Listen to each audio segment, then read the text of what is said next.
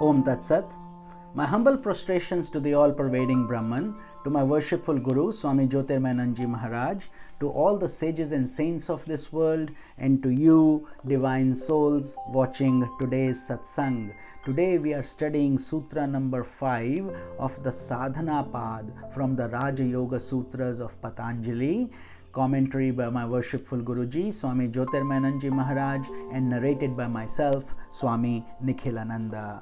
So the sutra is Anitya, Ashuchi, Dukkha-namatsu, Nitya, Shuchi, Sukhatma, Khyatir Vidya.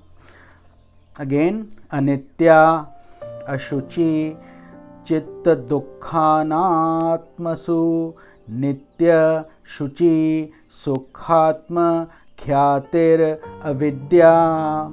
So, Anitya means non-eternal, Ashuchi, impure, Dukkhanam, pain, Anatmasu, Anatmastu, not self. Nitya means eternal, Shuchi, pure, Sukha, happiness.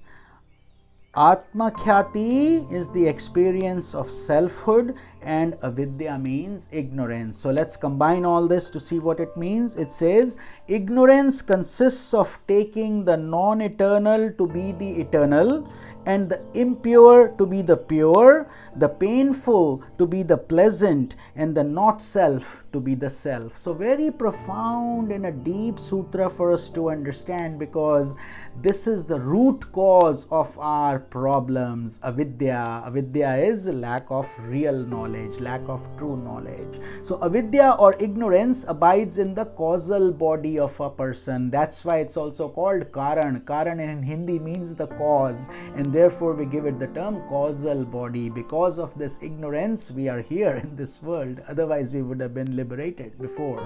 So, it is sustained by a trace of tamas or inertia that exists in the chitta or mind stuff, which is a product of the three gunas. As you know, the three gunas are sattva, which is purity, rajas is activity or action, and tamas is inertia. So, it is avidya, it is that avidya or ignorance that distorts the vision of the self, thereby bringing about a limited awareness of individuality that continues on through the cycle of birth and death, and subjects the soul to bondage of desires, actions, and their fructification. So this distorted vision that we have is explained in this sutra.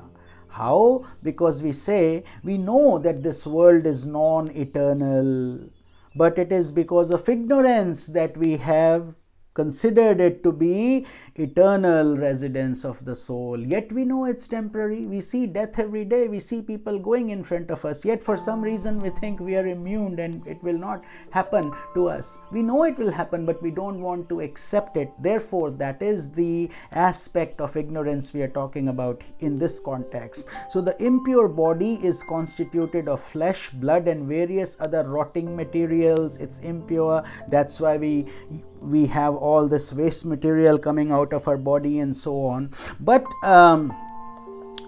again, due to ignorance, it is taken to be the pure self. So we consider ourselves to be the body, the mind, the intellect, the ego, the blood inside of us, and all these things. But these are our tools, these are our instruments, is what the sage is trying to explain to us.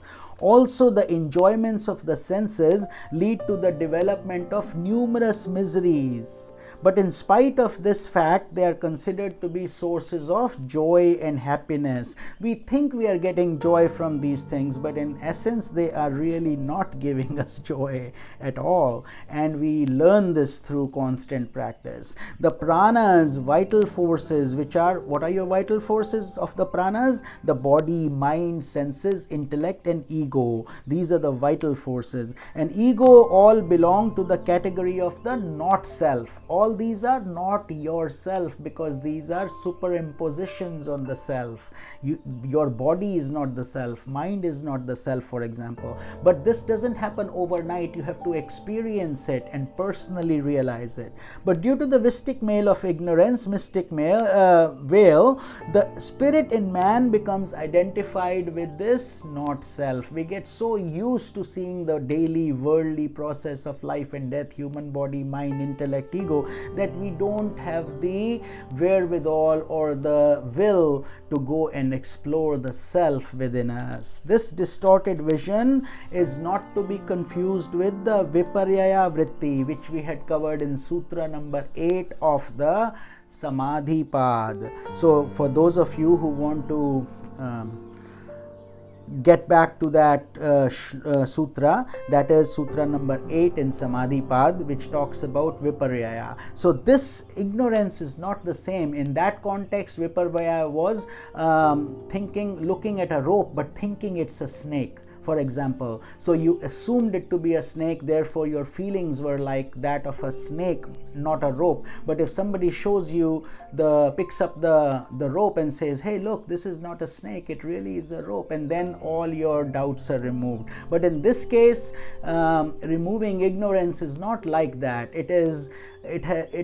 This is where your practice of tapasya and direct realization has to come in. So that's why Swamiji has taken the effort to explain to us that don't confuse this with Viparyaya Vritti, as we have explained that in Sutra number 8. So avidya is the mystic ignorance and can be removed only by intuitional realization of the self, pragya, through God's grace, your self-effort, tapasya, all those things we have covered in the previous sutras. So the next klesha, which is called asmita or egoism, is now described. So Patanjali ji will take us through each of these 5 kleshas, so we have no doubt whatsoever about what to do, how to do it, and if we follow this prescribed process, it's just like taking doctor's medicine. It will help you, but remember, you have to take the medicine,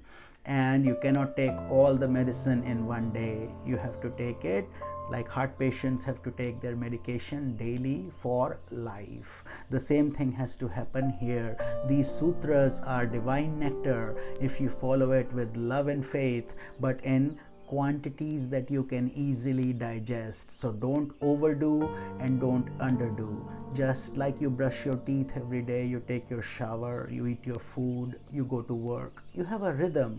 Bring that same rhythm in your daily life also by incorporating meditation and your swadhyaya and your spiritual practice, hopefully early in the morning during Brahma Muhurta, and that ideal time is between 3:30 a.m. to 6 a.m. and you can see what works for you best according to your schedule. If you don't have that option, then of course it's do what you can and when you can, but if you are able to, then Brahma Muhurta is the best time for you to start your rhythm and have a daily calendar, daily timesheet where you can write your thoughts, and that will help you as well. And we will cover Sutra number 6 tomorrow. This is Swami Nikhilananda.